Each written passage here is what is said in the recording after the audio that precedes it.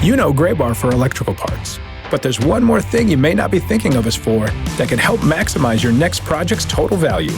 Our pre-project planning services are designed to help you win the bid, save on labor costs, and keep your installers productive across your entire build. The sooner you call us, the better. Because when we're there from the beginning, we can anticipate your needs and help you solve problems before they become problems. Yep, Graybar does that.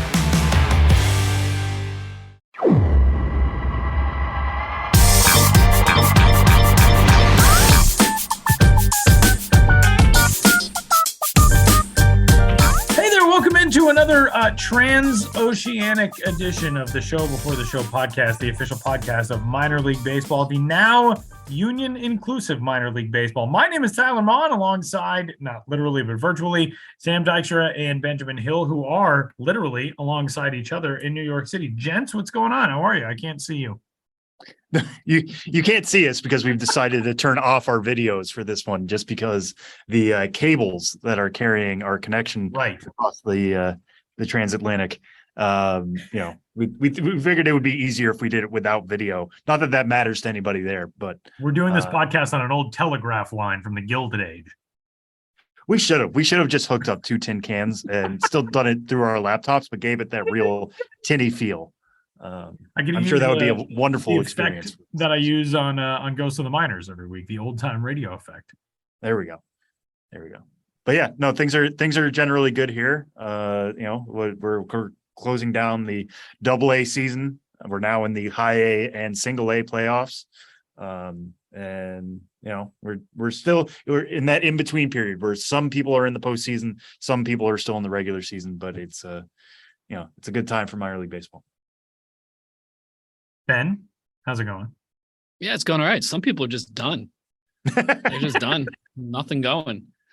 So, it really depends on who you are. But Sam's right. It is a very strange time right now with your season might be over. You might be in the playoffs. You might be in the regular season. You might be in the regular season knowing you're not going to be in the playoffs. You might be in the regular season knowing you're going to be in the playoffs. You might be in the regular season wondering whether you can get in the playoffs. There is so much ambiguity during this time of year. So many swirl interconnected realities juxtaposed upon one another into a whirling swirl of humanity that we call minor league baseball.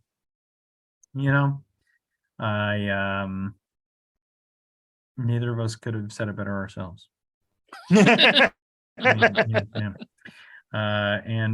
with that, we welcome you into this week's edition of the Show Before the Show podcast. You can get in touch with us, podcast at MILB.com. You can find Sam and Ben on Twitter at Sam Dykstra MILB and at Ben's Biz. And without further ado, let's dive into the big news item of the week from our good buddy Mark Feinsand at MLB.com. Quote, minor league players officially joined the MLB Players Association Wednesday after Major League Baseball voluntarily recognized the union as the players' bargaining representatives. Less than 1 week after Commissioner Rob Manfred said the league was prepared to execute an agreement on voluntary recognition, an arbitrator certified the players' union authorization cards, making it official. There is a quote from MLB, a league spokesperson saying in a statement, quote, "We respect the right of workers to decide for themselves whether to unionize. Based on the authorization cards gathered, MLB has voluntarily and promptly recognized the MLBPA as the representatives of minor league players. We are hopeful that a timely and fair collective bargaining agreement will be reached that is good for the game, minor league players, and our fans." Fellas, you and I have worked in minor league baseball for quite some time. This term gets thrown around a lot in the world today. This is what a watershed moment truly refers to. This is a transformative moment in the game of baseball, in the treatment of minor league players, and in the steps forward for the game. This is massive. I mean, it's something that MLBPA Executive Director Tony Clark and his organization have been apparently pushing for quite some time behind the scenes. Kudos to Major League Baseball for stepping up to the proverbial plate and promptly recognizing the inclusion of minor league baseball players in this union. This is really a monumental occurrence in baseball in labor relations. Yeah, I mean, when you think about unionization of the minor leagues, for the longest time, it seemed like a monumental feat that never happened, or would take years and years and years. And it has taken years and years and years But there are also lots of questions along the way. What would it look like? Would they be part of the ML association? Would they be their own thing? If they were part of the Players Association, how that work? And we're starting to get some answers here. I think you're right in saying that this is a watershed moment. It's also another step in what is going to be a multi-step process. One thing I want to highlight that you mentioned there, Tyler, is yes, MLB recognized that the MLBPA is the bargaining unit of minor league players now.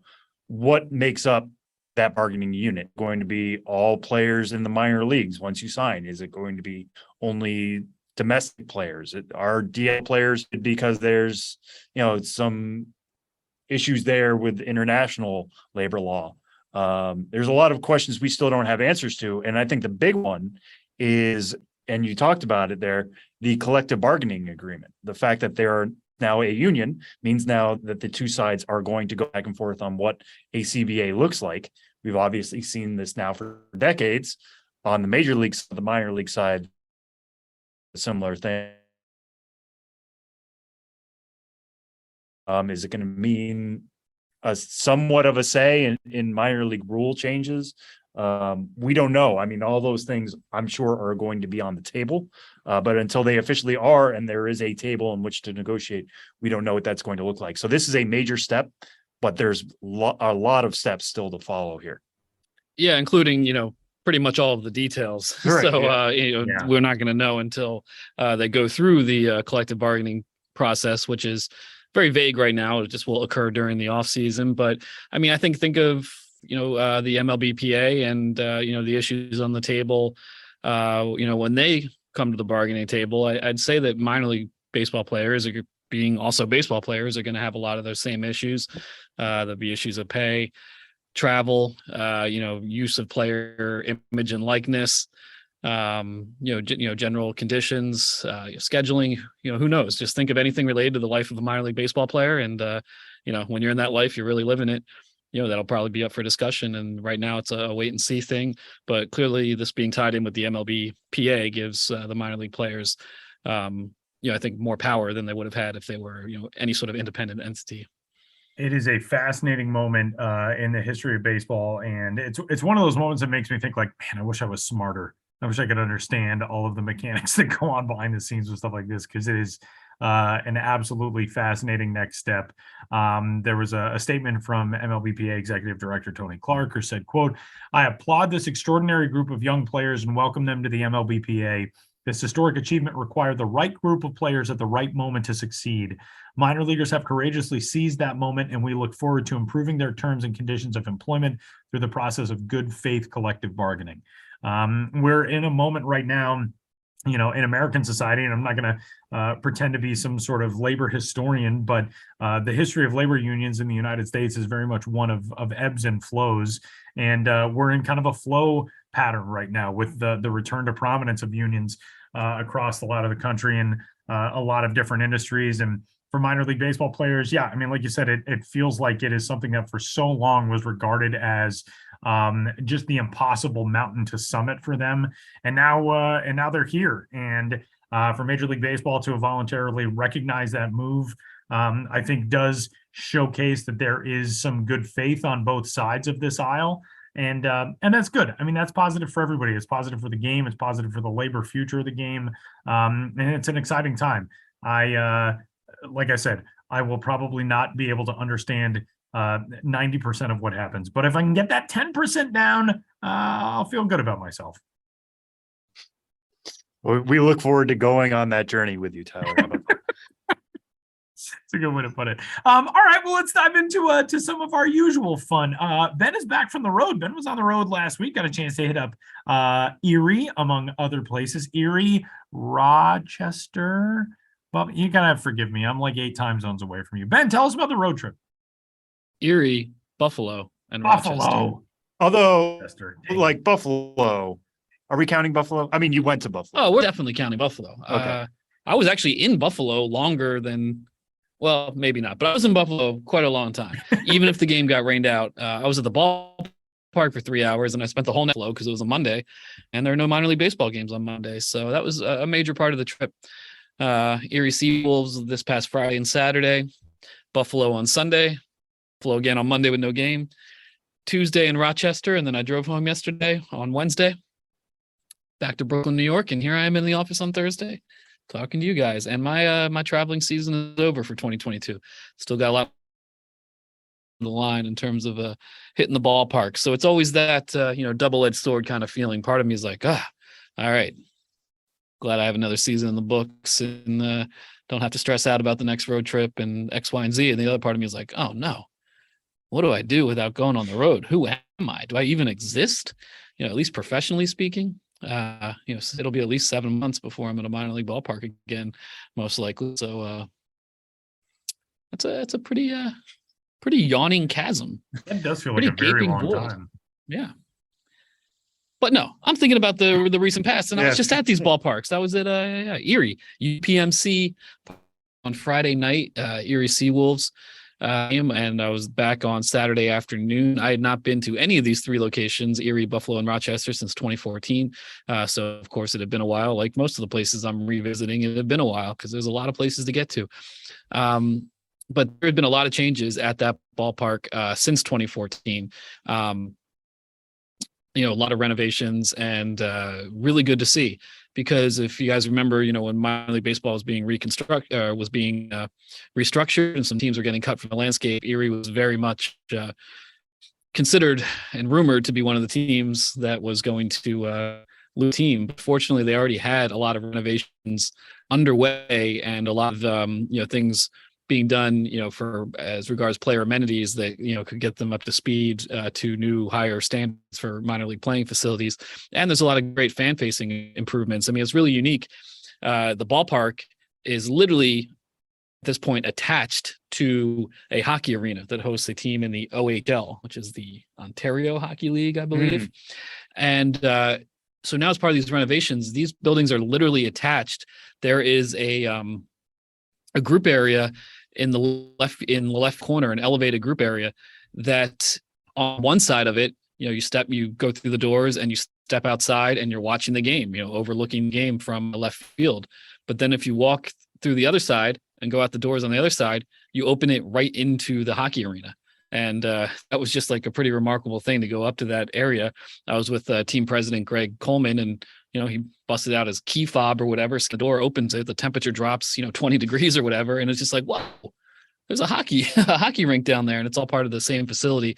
And that leads to a very interesting home run in that the left field wall is the wall of the arena. And they actually raised the home run line this year. So there's a yellow line on the wall of the arena, where it's a home run or where it's still in play. But you're literally hitting the ball off of the arena in left field there, which is just like a really cool thing. And that's where the team front offices are now, in that building, which is also attached to the arena building. So there's a lot of integration between baseball and, that arena to host different events and concerts and that sort of thing. So that's the big picture improvement, but a lot of little renovations throughout the ballpark, updates to group and party areas, the big picnic area in right field, and but for all that, it's still a fairly simple ballpark. It's in downtown Erie. Foul balls can land on the first base side, can go land right on the street, potentially hit a ball, a car driving by.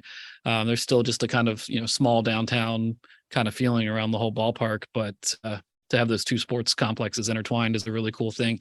And Erie, it's a small market, and no guarantee that the baseball would continue there, and to see how hardworking the front office staff is, and to see all the work done at the ballpark, and to see them still serving as a AA affiliate of the Detroit Tigers now and well into the future is a really good thing. I think kind of underdog cities like Erie are, in my opinion, very easy to root for.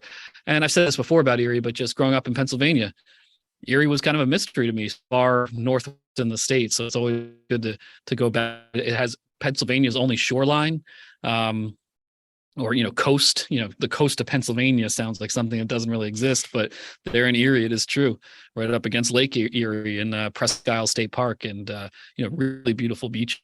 A lot of natural beauty in that area as well. So I would recommend it. Visit beautiful Erie, Pennsylvania. And if you're a real big spender, get a hotel on the bayfront, which I did not do, but that's where the high rollers hang out if you're going to Erie. hang out on the Bayfront. Anyway, it was good to be there. Erie, Pennsylvania. So you went from Erie to Buffalo. Buffalo game got rained out, but you said you were there for 3 hours. What were you able to do? The home of the Bisons. Yeah, Salin Field. Last time I was there, it was Coca-Cola Park. That's 2 of 6 names that ballpark's had since opening in 1988. And, when that ballpark was built, it was kind of a pre-Camden Yards. Camden Yards is sort of, retro futuristic ballpark that, really helped set the template for what ballparks would become, especially at the major league level. And I say major league level because that ballpark was built with Major League Baseball in mind at a time when, there were people actively seeking A, to lure other teams to Buffalo, and then B, with expansion coming, you got to get an expansion franchise. So it's a really spacious ballpark, and it was built in mind where they could add a ton more seating, like a third deck, and expand outfield seating or add outfield seating and, make it a major league park.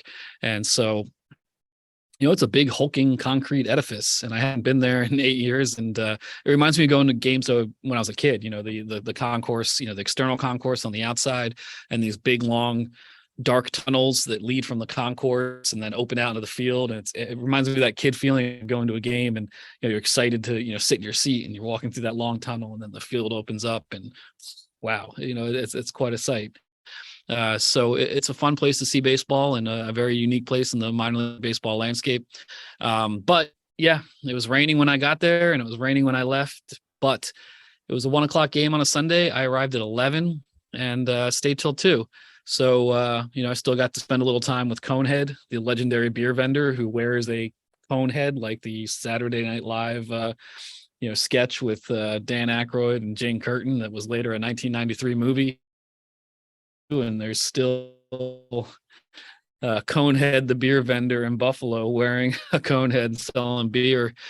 He's been vending for about 50 years in Buffalo, going back to the 1972 Buffalo Braves, I believe, which was an NBA franchise.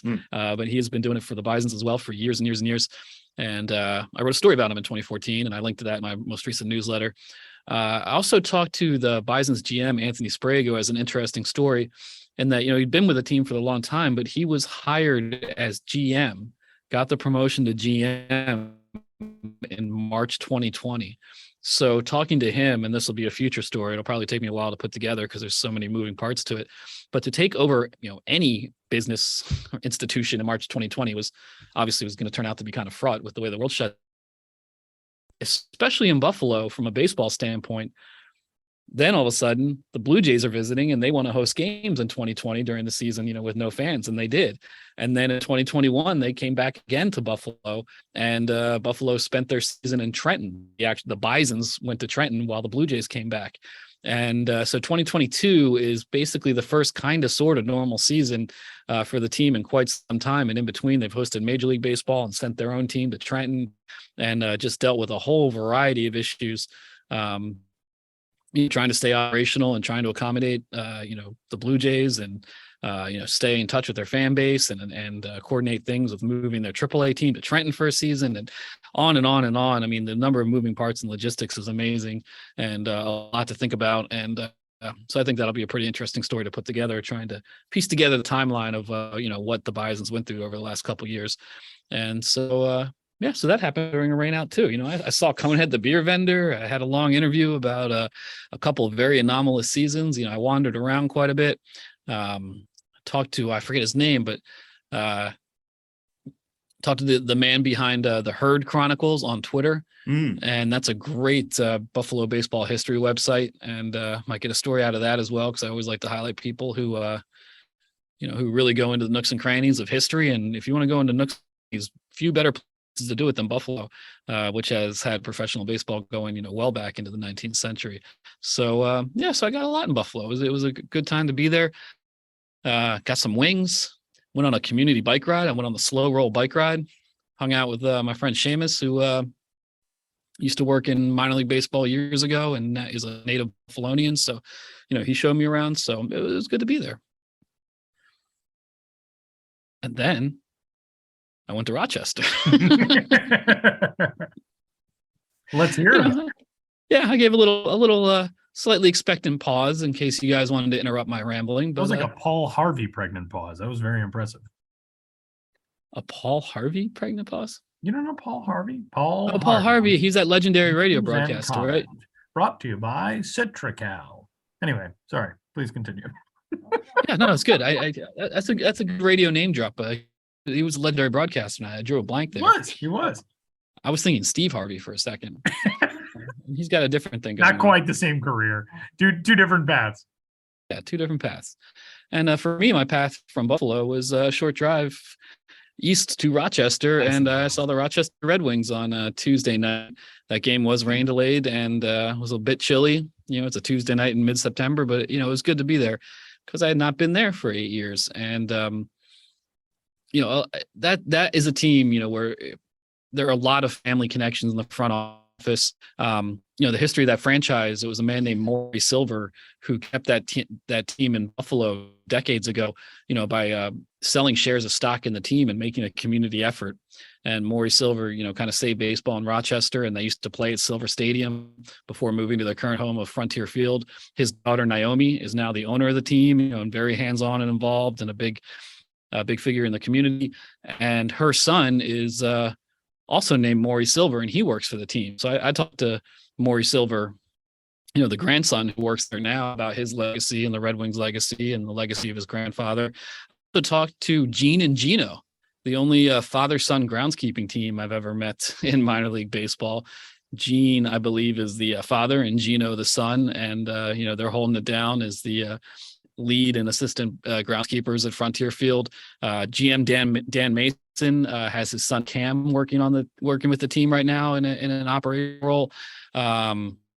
Fred Costello, the legendary organist, is in his 47th season with the team. His wife has been there almost as long as like the nighttime secretary.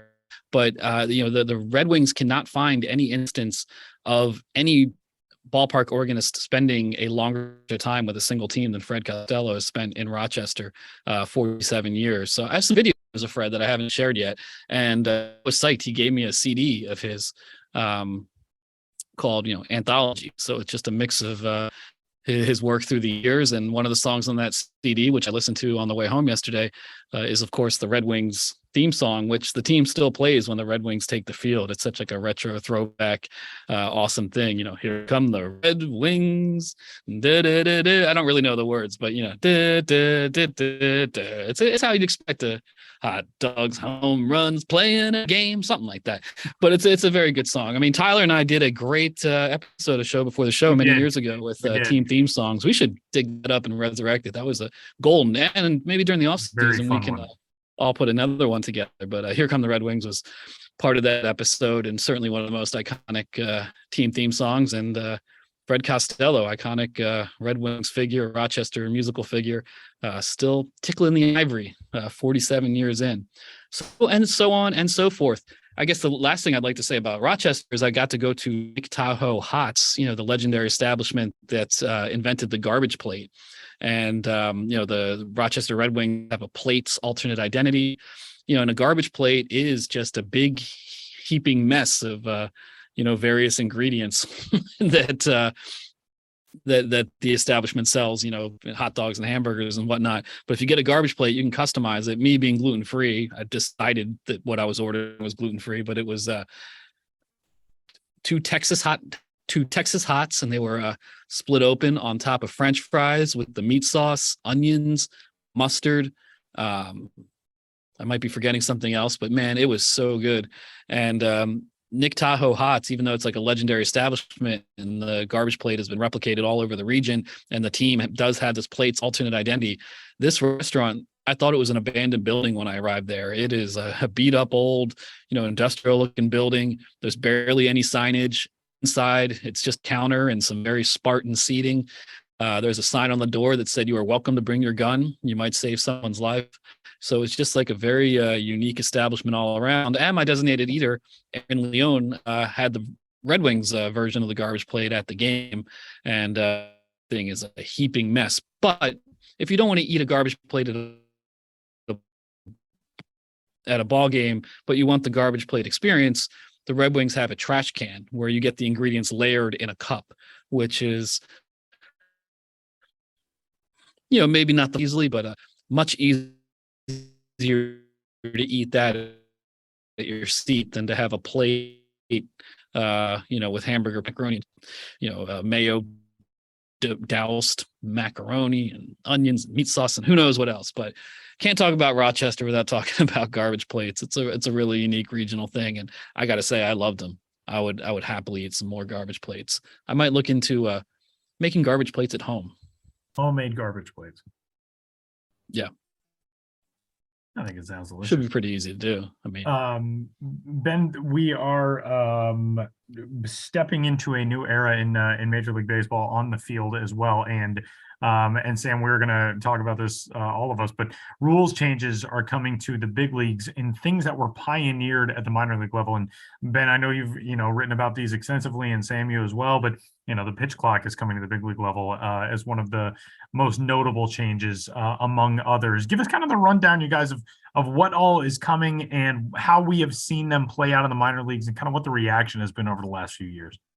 Yeah, I mean, I think I'll let Sam in a moment. I think he understands a lot of the nuts and bolts of some of these rules from a player perspective. But with the pitch clock, which is obviously the biggest, shiniest, I don't want to quite say sexiest new rule, but definitely the one that's getting, the most attention.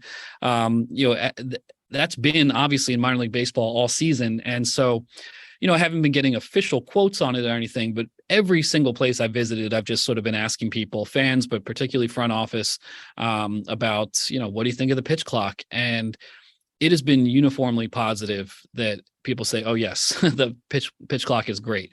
From a front office perspective, especially with the newer trend of often starting games more at 6 or 6:30. And then if you have a game that's more about 2.5 hours than, 3 hours plus, people are finding that they have a better work-life balance. In the height of the summer, sometimes you could maybe even leave the ballpark while it's still light out a little bit. The games just do not drag on as long.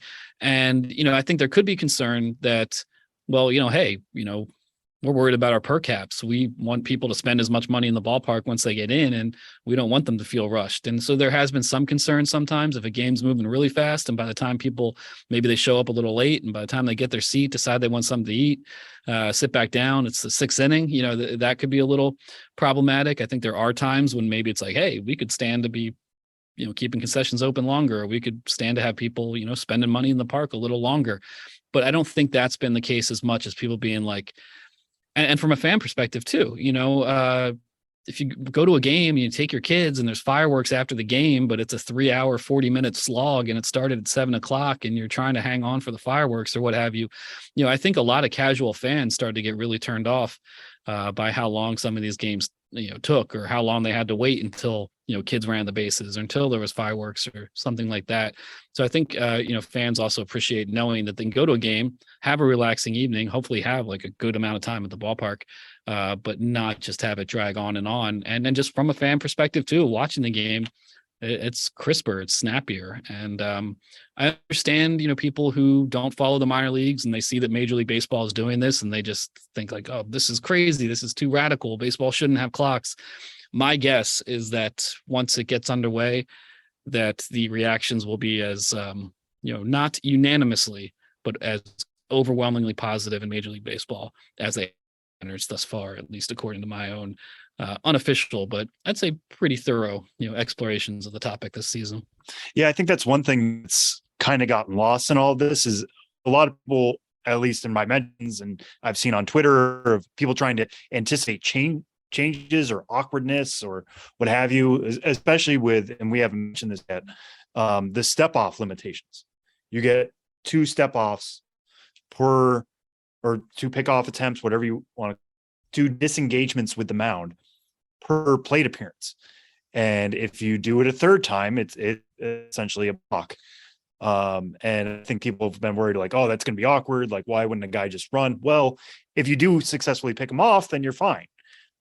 We've seen that been used in the minor leagues so far, and it encourages stolen bases. It encourages action on the base paths, but you can't get too aggressive because you could still be thrown out that 3rd time without a penalty to the pitcher or the defending team.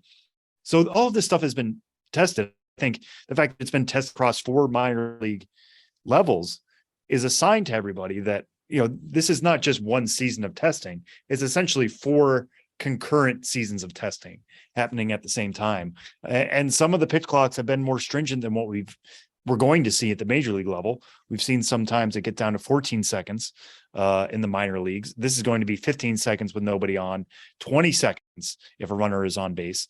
So a little bit different than what we've seen in the minors.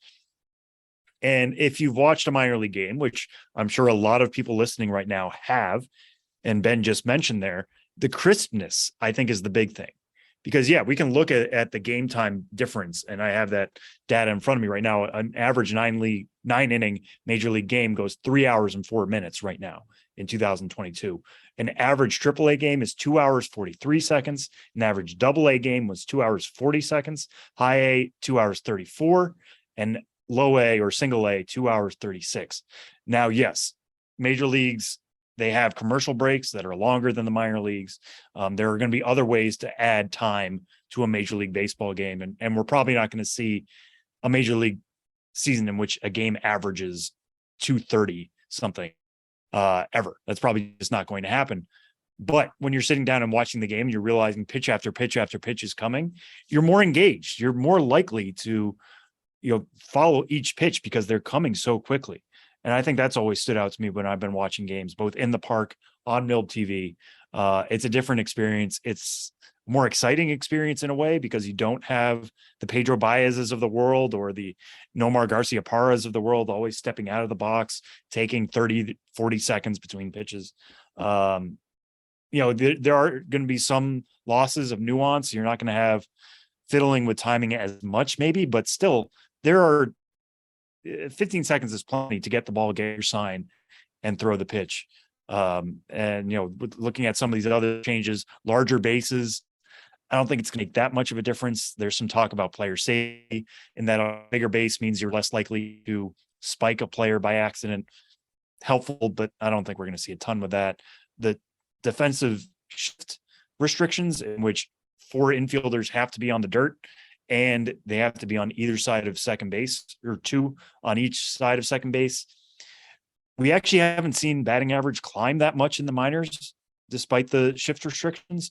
So I don't think there's going to be a huge difference. I think you might see like the occasional ball hit up the middle, and that's going to be nice to see again, instead of, a ball hit up the middle that goes straight to the shortstop who's behind the second base bag. That might be more aesthetically pleasing. I don't think we're going to see necessarily more hits at the major league level. But it will be different, and difference isn't a bad thing. I think this is all geared towards improving the game. It is a game; it can be improved. The rules are not handed down by God or by any entity. They can constantly be changed and to reflect the times or reflect something that isn't working. Because I think 3 hour plus games with these long pauses between action can make for a tough product at times, and this gets us back to the quicker games that we used to see not that long ago. It was only 15-20 years ago that we were seeing games average under 3 hours. All right, you guys, we're headed to our interview segment for this week, and before we get there, we have had a week of trying to tackle internet things in multiple locations. So if we've had a little choppiness in this first segment, we may also have some next segment. But tell us about what we're lined up for interview-wise this week, fellas. Yeah, there might be, especially in the early part of the segment, a little bit of choppiness in this interview, and we just want you to be prepared, not give up on us, not say, what an amateur operation, I'm never listening again, but to say these guys try hard really every week, and if they're human, they're fallible. They're human, and we love them unconditionally. Is what I want the listeners to be thinking right now. But we are talking to, technical difficulties or not, and it definitely got a lot better as the interview went on. We were talking to Lindsey Knupp, the vice president of marketing and promotions for the Rocket City Trash Pandas, and we're talking about how Rocket City is preparing to host their first ever playoff game next week, playing the Tennessee Smokies. And, I'd been to Rocket City last year, a lot of, excited fans for baseball there to return to the Huntsville region, and, just intrigued by what the Trash Pandas had planned and what they expect the playoff atmosphere to be like. So here we go. Get ready for a flawless interview with Lindsey Knupp of the Rocket City Trash Pandas.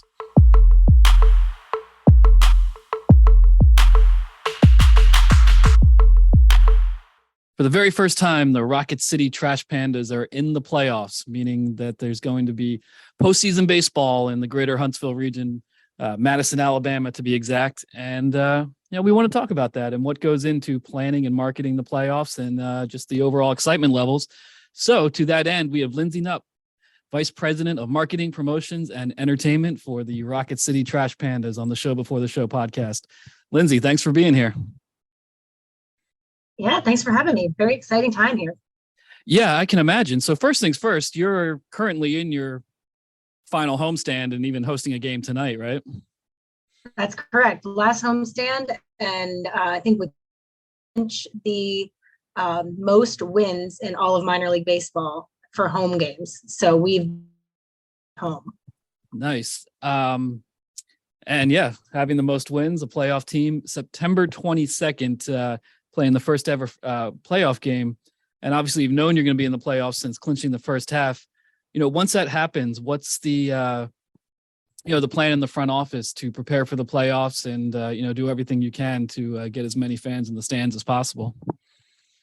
Yeah, so we decided not to give our season ticket holders complimentary tickets. So we wanted to go the route of sell them. We have time to promote this. So, we're doing really well. Our season ticket holders are super excited.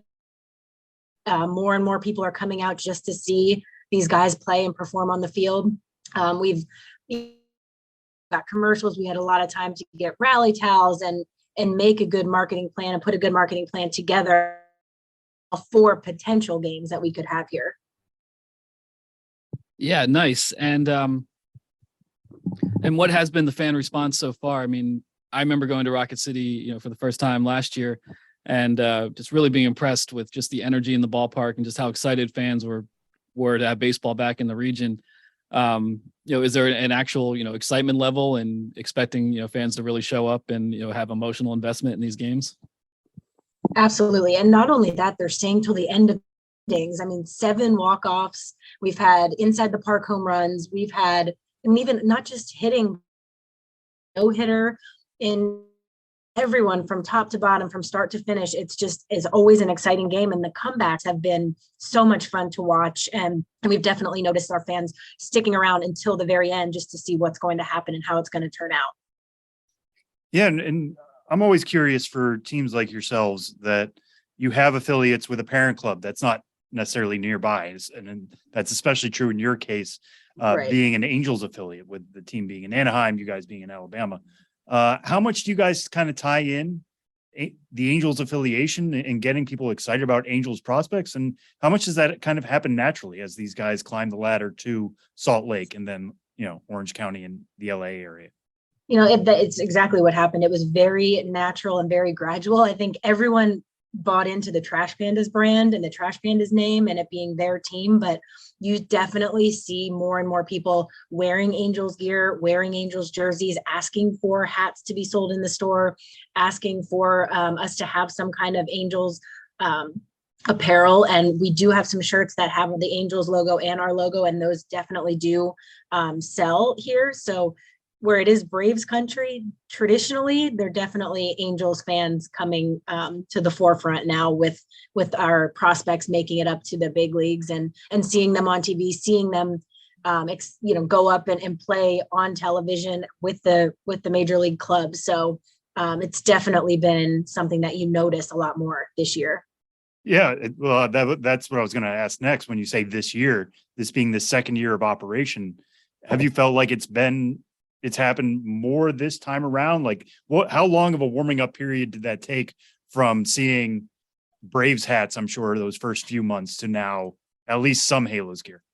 I would say halfway through the season really is when I've started noticing more and more. And even last night, ironically, I had noticed a lot more jerseys, especially, and hats for sure. And even around the area, people know that we're the Angels affiliate, which no one had any clue last year or even thought about it, really. They were just excited to have baseball back and have it be the Trash Pandas. But I definitely think our players going up and they get a liking to the players. Everyone has these emotional connections and they want to see them win here. But when they leave, they wonder where'd they go. So when we tell them where they went, then they're like, oh, I get it. I'm connecting the dots now. Whereas before it was just, why are they not here? Yeah. And, minor league baseball traditionally with the playoffs has been, sometimes a tough draw. And now that the season's going well later into September, that can be tough with, kids going back to school, football season, colder weather, whatever the case may be. Have you run into those challenges somewhat, or are there any challenges along those lines that you think are more unique, to the Huntsville area? No, I think we all face those same challenges. No matter where you are, you're definitely going to have those back to schools, the school sports or whatever activities kids are involved in.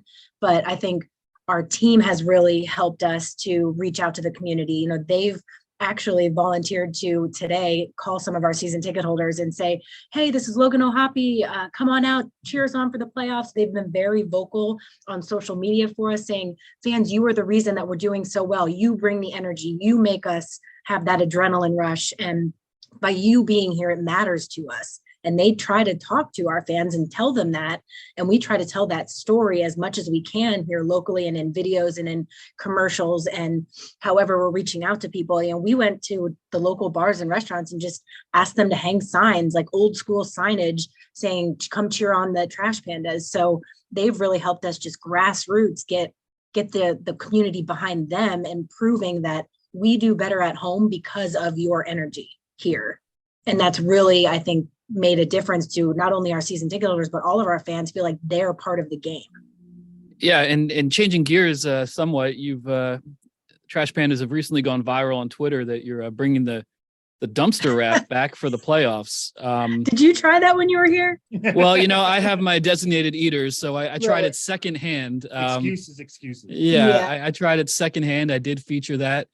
I hadn't realized it had gone anywhere and then came back, but what's your take on the dumpster wrap? Is that something that you consider for, ballpark meals or special occasions or not at all? And the dumpster wrap, for those who don't know, it's like a quesadilla with hot dogs, crispy fries, homemade chili, fried jalapeno caps, Chipotle ranch. It is quite an item, but from your local perspective, what's your take on the dumpster wrap?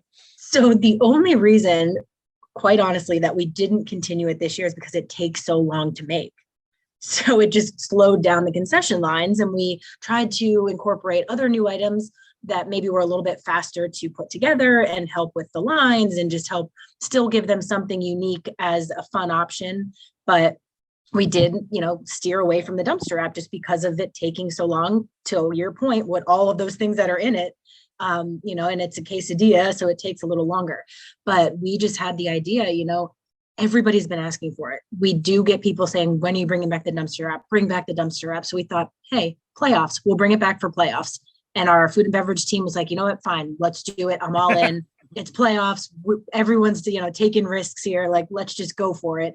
And we put it out on social media and everyone's loving it. I mean, I've gotten requests for interviews on the dumpster wrap today. So it's really remarkable. I really like that idea of like maybe making it a playoff only thing moving forward. Like, hey, if you guys want us to bring back the dumpster wrap moving forward, help us push the team to a playoff berth. Yeah, get here and cheer them on. Yeah. You want the food? Come bring the energy. There you go. That's how we'll make that work.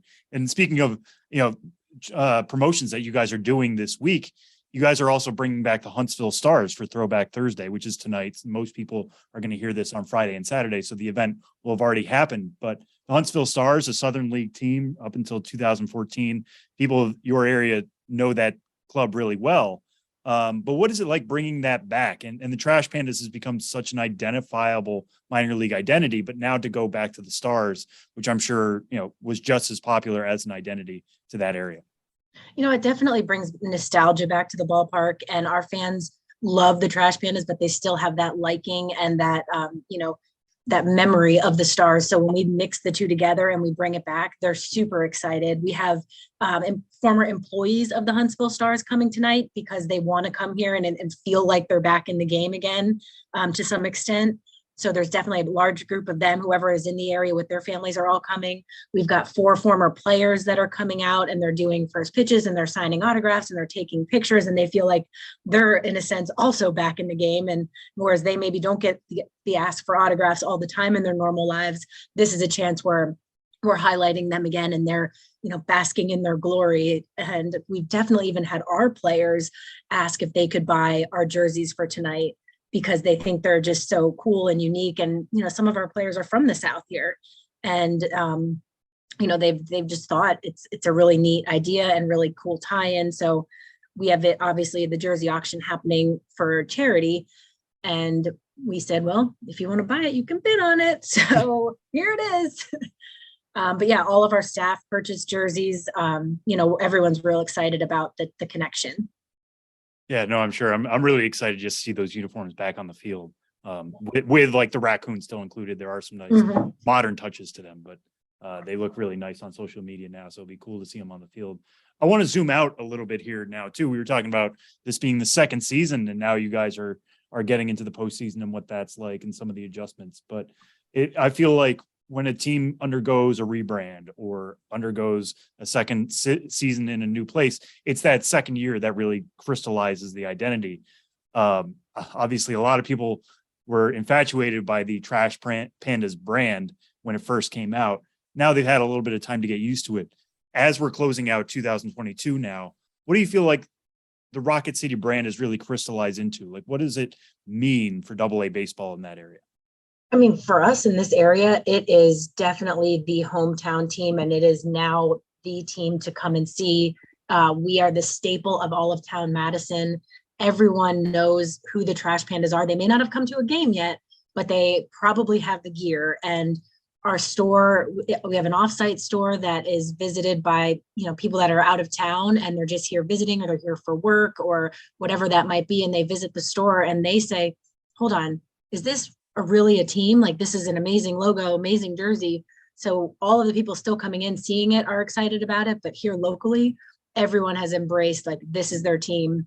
Whereas the Huntsville Stars last year was still, a thing for people. And they've still questioned, like, is this going to work? Is this going to work? Now, all the people, even if they've never been here, are like, oh my gosh, it's so fun. I have to get out there. I haven't had a chance yet, or I've been out. It's amazing. I have to go back.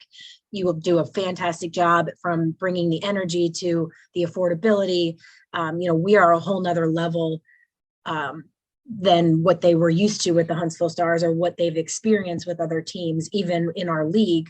I think we've really stepped up from an entertainment standpoint and really tried to make this just an exciting place to be, whether you like baseball, don't like baseball, like fireworks or not, you're just having a great time.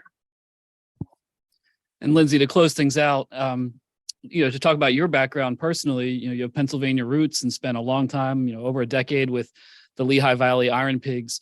What have been some of the biggest differences for you, or biggest adjustments for you, going from Pennsylvania and Pennsylvania's baseball culture to Alabama? Has there been specific things that have really stood out that, that really highlight the regional differences?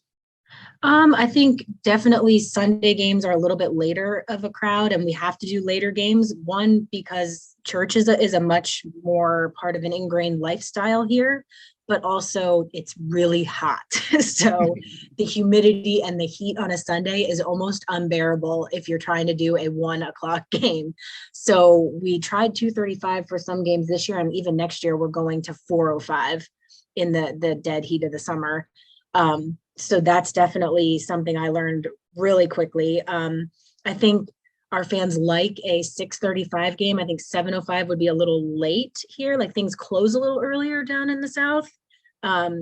So I think that's also something that was a little surprising for me. But any kind of holiday, like 4th of July or military, this is a huge military town. So anything we do around like defense or the military or appreciations, like, people are all in, and they love really representing anything military, which is because the Redstone Arsenal is right next door to us, and it's the biggest Army base here in the country, I believe. So, definitely a lot of appreciation and respect towards generals. And, to me, I came down and a person is a person, but here it's like, no, that's the general of the Army. Like, he controls all of every move that the Army makes. Like, oh, okay, little different, but yeah, I think that the military, the heat, and the earlier evening games, because people do, things do shut down a little earlier here, just in general.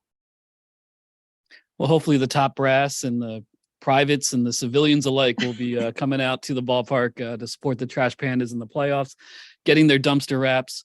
And that first home game is September 22nd versus the Tennessee Smokies. So, it'll be exciting to see how they do. Been one of the best teams in the league all season, and sure to be some good energy there at Toyota Field. Lindsey Knupp, Vice President of Marketing, Promotions, and Entertainment with the Rocket City Trash Pandas. Thanks so much for being here on the Show Before the Show podcast. Thank you so much. You have a great day.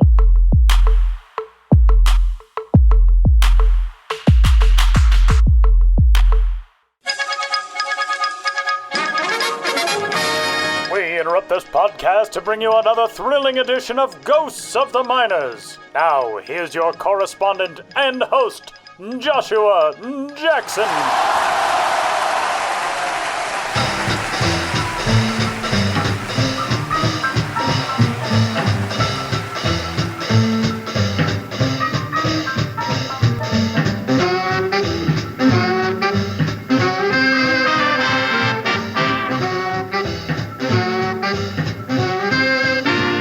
Welcome back to Ghosts of the Miners, in which all of you out there in Radio Land must identify the legitimate historical ball club hiding amidst the fraudulent pair. One is dearly missed. The others are pure myth. In the last segment, I asked you which of the following minor league baseball teams did at one time exist. A. The Crisfield Crabbers. B. The Pacifica Prawners. C. The Bayville Oyster Boys. You have a right to be crabby if you didn't pick A. The Crisfield Crabbers, who came out of their shell in the 1920s and briefly resurfaced for the 1937 season. We could go on and on about the Crabbers, but you'll have to settle for Chesapeake of the franchise. Representing the southernmost incorporated city in the state of Maryland, the Crabbers were a dependable but not sure thing in the Eastern Shore League, debuting with a third-place finish in the circuit's inaugural season of 22.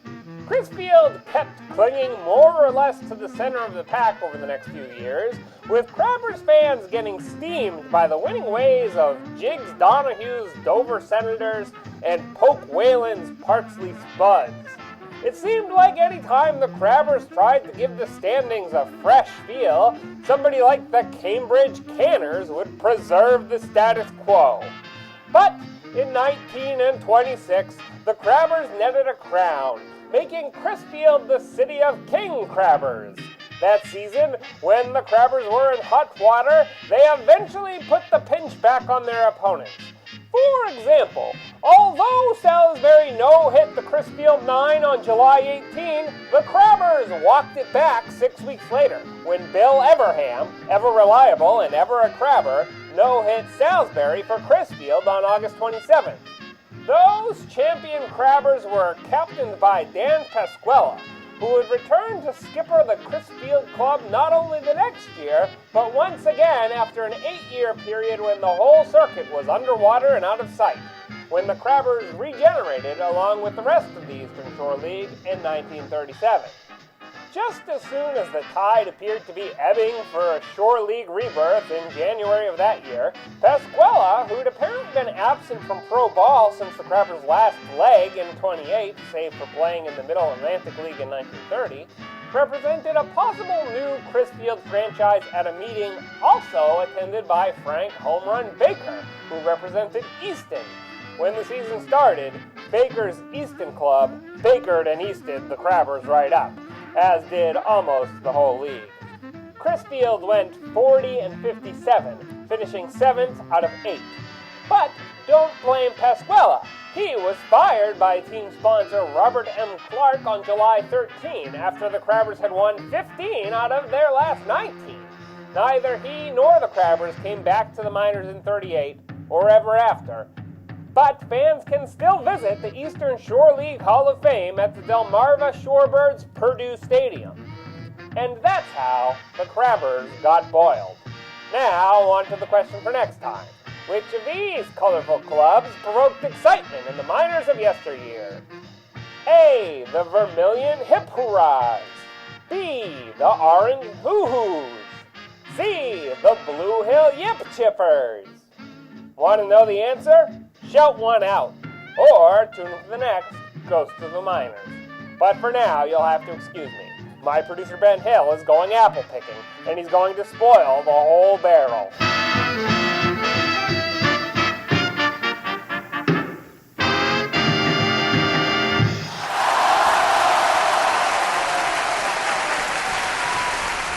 Big thanks to your pal and ours, Josh Jackson, for stopping by. Josh got a chance to go off and bike his way around the extreme Northeast last week, so it's good to have his dulcet tones back on the show this week. It is minor league baseball playoff time. And as Sam noted early on in the show, we're coming down to the end of some of the minor league campaigns, already into the postseason and through the postseason and some stops. Give us the rundown on what the minor league headlines have been as of late and where things stand right now.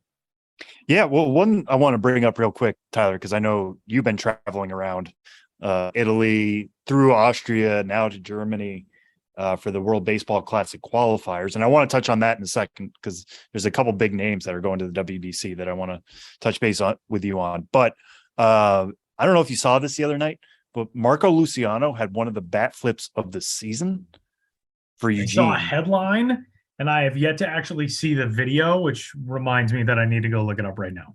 All right. Well, I encourage everybody to go find it. The Northwest League, because Northwest League is a smaller league, they're not really having semifinals or an opening round of the playoffs. They're going straight to the championship series. So it's been between Eugene and Vancouver as we're sitting here now on Thursday. And I believe they have an off day today. So it's going to remain this way on Friday. Eugene has a 2-0 lead in the series so far. So they are one game away from repeating as Northwest League champs. They are on the brink of the title, winning the second game 6-5. But in that game, Marco Luciano hit a homer and knew it immediately when he hit it. I mean, Marco Luciano is one of the best prospects in all of baseball right now. A little bit of a down year this year, didn't quite take off the way we would have hoped, but he's ending it with a bang for sure. And started waltzing down the first base line, and just, it was like a helicopter, just threw it up into the air. It actually reminded me a little bit, Tyler, I don't know if you remember this, Prince played at the Rock and Roll Hall of Fame once. It was like all these performers on stage.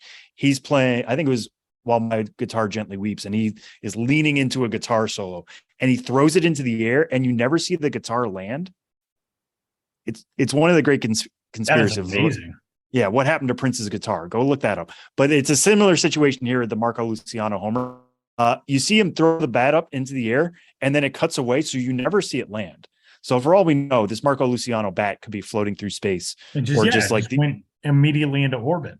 Yeah, it could be like floating above the Pacific Northwest right now. In general, maybe the Webb telescope will catch it. But that was one of the highlights for the year for me, and the fact that it came in such a big game, and like I said, in game 2 of the championship series was pretty big. So that's been really fun to follow. A lot of these other leagues, they're closing in on their championship series. The semifinals are, underway now in the Midwest League, in the South Atlantic League, in the single A league as well, the California League, the Carolina League. None of these places really have a definitive finals set yet. So continue to follow that stuff. We will probably be talking about actual champions by the time we get here next week. I'm really excited to tune in tonight. Tink Hence is taking down for Palm Beach, going up against St. Lucie in the Florida State League. Tink Hence, as I've discussed on the show, one of my favorite pitching prospects of the year. He's aiming to end the on a bang.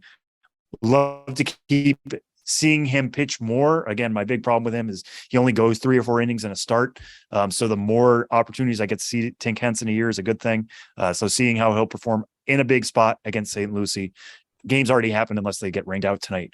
So go check back on Tink Hence's results and continue to follow him if Palm Beach makes it to the second round. But yeah, we're closing in on that. And then the AA season ends on Sunday. So we'll be talking about AA playoffs as well next week. So tune in to all those at MILB.TV. You see what we did there? It's our weekly MILB.TV recommendations. You can catch those games at MILB.TV. And at MLB.tv, you can catch the World Baseball Classic qualifier, which starts tomorrow in Regensburg, Germany. By the time you are hearing this, it will be today, Friday, the 16th of September. We will kick things off with a pair of games, 2 on Friday, 2 on Saturday, 2 on Sunday as well. We're supposed to have Monday as the rain day, and then diving back in for the final days of the qualifier. It's something that I am tremendously excited to tackle. And we've got some legit prospect talent in this qualifier as well. Harry Ford, the top prospect in the Seattle Mariners organization, behind the plate, is taking part in this qualifier for Great Britain. His parents are British, so he is getting a chance to play for a team that is got some ties to his background familially. And on the Spain roster is his former Mariners organizational teammate, the now new number 2 prospect in the Cincinnati Reds organization, Noelvi Marte, who of course was traded to Cincinnati earlier this year. But there's a good amount of prospect talent in this qualifier, which is really fun. Yeah, I'm especially looking forward to Noelvi Marte just extending his season, because it's been a bit of an up and down year. Just when you feel like you can't trust Noelvi Marte as much as then when he got really hot, and then the trade happened, and now he's trying to find his way through a Red system that is just loaded with shortstops, with Elgin there. They all up and down the system. They are really loaded that spot. So Noelvi Marte has to find an opportunity for himself, playing in a big game for the World Baseball Classic, playing for Spain. I think is only going to help him. It's nice to know that you have played in big games before you make your major league debut. We could be looking at that maybe in the second half of next year for Noelvi Marte if all goes well. So getting some big games under his belt over there in Germany should be great for him. And who knows, maybe he helps Spain qualify for the actual World Baseball Classic. Yeah, it's possible.